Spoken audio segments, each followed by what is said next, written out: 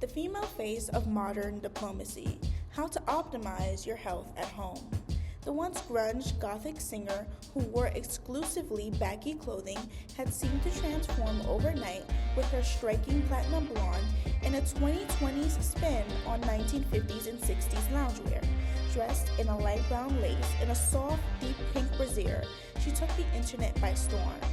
But this wasn't about placing her back in a box. It was about reclaiming her body after dealing with depression and feeling confident in herself.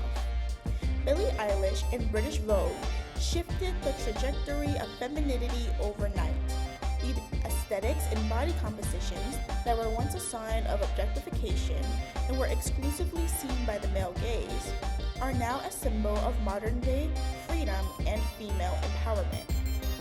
Brands often use celebrity endorsements to persuade audiences to envision themselves living a certain lifestyle with the goal to tell the general public how to think about their brand compared to others, to substitute their own ideas for the company's agenda.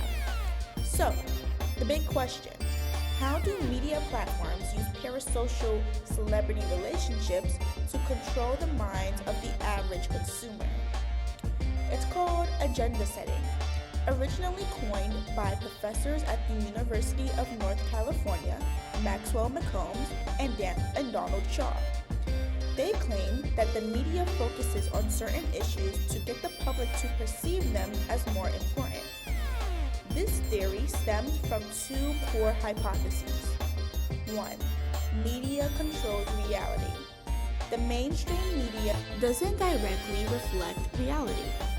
Instead, it filters out which parts align with their own agenda. Number 2. Media gives topics importance. The more the media reports on certain issues, the more important it becomes to the public eye and is perceived to be superior to others.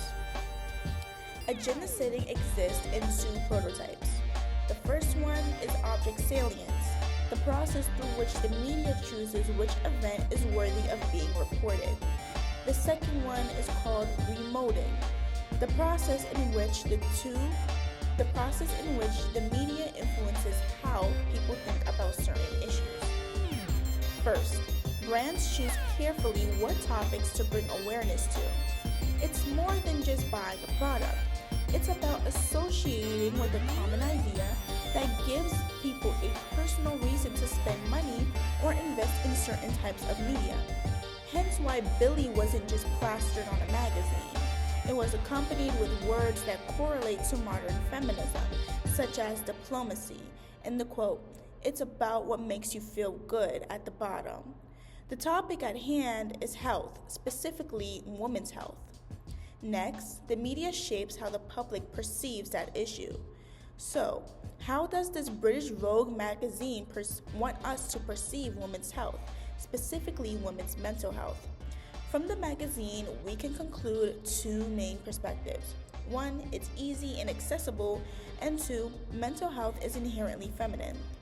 These ideas are far more nuanced than portrayed, but in order to gain a female audience, British Vogue had to approach women in a way that fits modern feminine aesthetics while taking a stance on women's actual needs. In today's world, persuasion is not only excessive, it's unavoidable. Algorithms and celebrity endorsements push out certain content that aligns with how they want you to think, not what to think. Because the only way you'll subscribe to any media is if you thought it was your idea.